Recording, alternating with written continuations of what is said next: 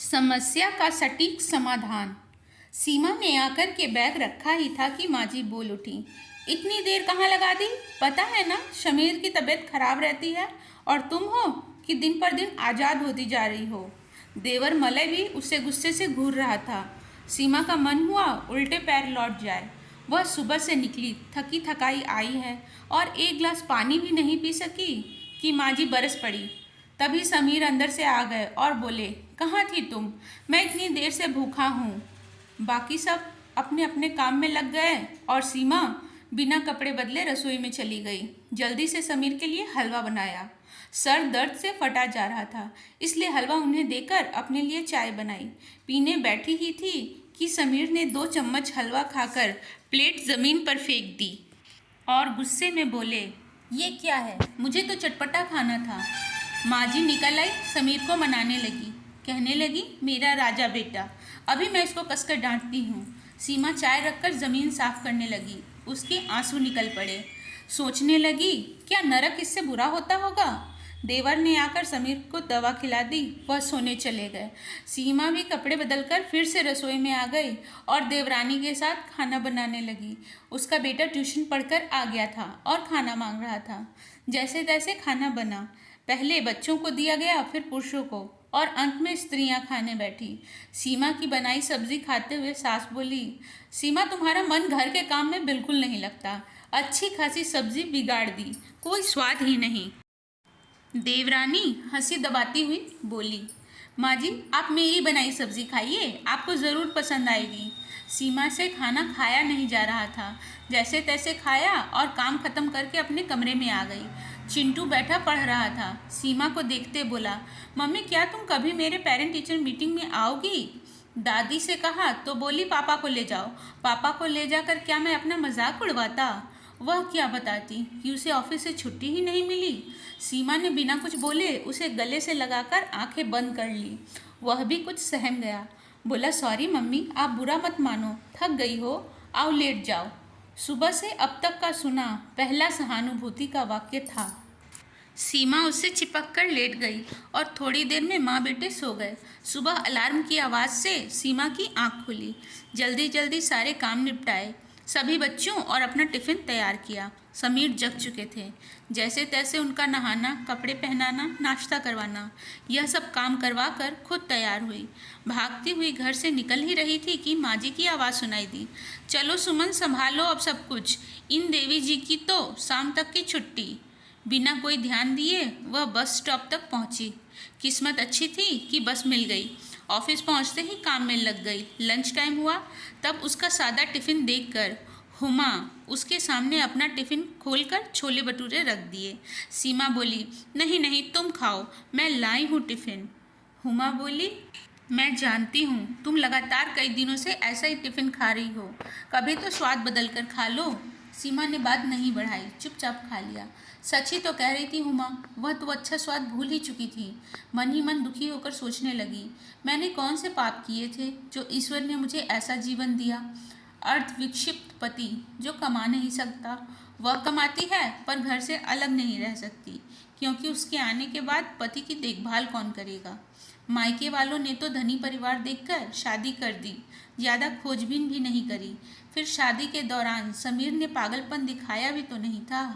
बाद में जब उन्हें दौरा पड़ा तो सीमा को असलियत पता चली। सच्चाई पता चलने के बाद मायके वालों ने भी साथ नहीं दिया और कहा, जो तुम्हारी तकदीर में था वो तो तुम्हें झेलना ही पड़ेगा, और कोई सहारा नहीं दिया। जब तक वह कुछ समझ पाती, चिंटू पेट में आ गया। चिंटू के जन्म के बाद जब आवश्यकताएं बढ़ी तब उसने नौकरी की अनुमति मांगी। घर वालों ने यह सोचकर दे दी कि कम से कम अपना खर्चा तो उठा ही लेगी। समीर का मानसिक संतुलन खराब था। वह नौकरी नहीं कर सकते थे और बिजनेस भी नहीं संभाल सकते थे। जब उन्हें दौरा पड़ता था तब उन्हें संभालना मुश्किल हो जाता था। माजी समीर को बहुत प्यार करती थी, लेकिन उनके लिए करना कुछ भी नहीं चाहती थी। उसकी जिम्मेदारी तो सीमा पर ही थी। वह उनकी पत्नी जो थी। सीमा, समीर और चिंटू घर में रहते थे, भोजन करते थे। यहीं तक उनका पारिवारिक संपत्ति में हिस्सा था। समीर की दवाइयाँ, चिंटू की फीस, तीनों के कपड़े, यह सब सीमा को ही करना पड़ता था। देवर बिजनेस संभालते थे, इसलिए देवरानी घर में रानी बनकर रहती थी। सीमा घर और बाहर दोनों जगह पिस रही थी। ननद बच्चों की छुट्टी होने पर उन्हें लेकर मायके आ गई। सब बहुत खुश थे। शाम को किसी रेस्टोरेंट में खाना खाने का प्रोग्राम बना। सीमा को भी लगा चलो कुछ बदलाव अच्छा है। तभी माजी उसके पास आई और कहने लगी, बहू देखो, अगर समीर भीड़ भाड़ में गया और उसे दौरा पड़ गया तो मुसीबत हो जाएगी। ऐसा करो तुम उसके साथ घर में ही रहो, हम तुम्हारा खाना पैक करवा लाएंगे। सीमा मन ही मन उबल पड़ी। मन हुआ कि कहे, मैं ही क्यों, आप क्यों नहीं? पैदा तो आपने ही किया है, माँ होकर आप जरा सा प्यार नहीं कर सकती? पर मन मारकर चुप रही। चिंटू भी जाने से मना करने लगा, पर सीमा ने अपनी कसम देखकर उसे भेज दिया। कब वे आते, कब खाना आता, इसलिए सीमा ने दोनों के लिए कुछ बना लिया और समीर को खिलाकर खुद भी खा लिया। जब वे आए बहुत रात हो चुकी थी। पैक किया खाना जब सीमा को पकड़ाया तो उसने कहा, हम खा चुके हैं। देवरानी के बच्चे खुशी से बोले, तब तो थोड़ी देर में हम खा लेंगे। बिना कुछ कहे सीमा अपने कमरे में आ गई। यह कोई पहली बार नहीं था। पागल तो समीर था, पर दंड सीमा भुगत रही थी। वह जानती थी कि उसका एक परिचय पागल की पत्नी भी है। रिश्तेदारों, उत्सव, मनोरंजन की जगह सीमा नहीं जा पाती थी, क्योंकि घर पर रहकर समीर की देखभाल करनी पड़ती थी। यदि समीर को ले जाते तो सबकी नाक कट जाती। समीर को पागलपन में इतना समझ आ गया था कि माजी सीमा का सम्मान नहीं करती, इसलिए उसे भी सम्मान नहीं करना चाहिए। वह भी जब तब सबके सामने सीमा पर चिल्लाता रहता था। सीमा सबकी आंखों में अपने लिए उपहास का भाव ही देखती थी। कभी कभी सीमा को लगता विक्षिप्त समीर नहीं, वह खुद है। माजी जब तब देवर पर कितनी जिम्मेदारियां हैं यह बताने बैठ जाती।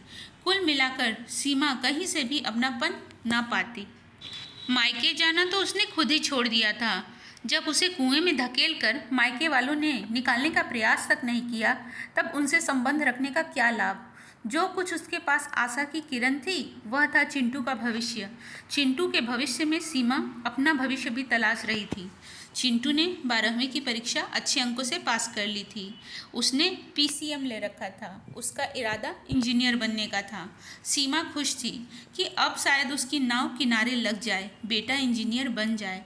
शाम को जब वह घर लौटी तो घर में जोरदार बहस छिड़ी थी। सब चिंटू को समझा रहे थे कि पढ़ाई छोड़कर दुकान पर बैठना शुरू कर दे। आगे पढ़कर क्या करेगा, एक आदमी की तनख्वाह ही बचेगी। चिंटू मना कर रहा था। वह कंपटीशन में बैठना चाह रहा था।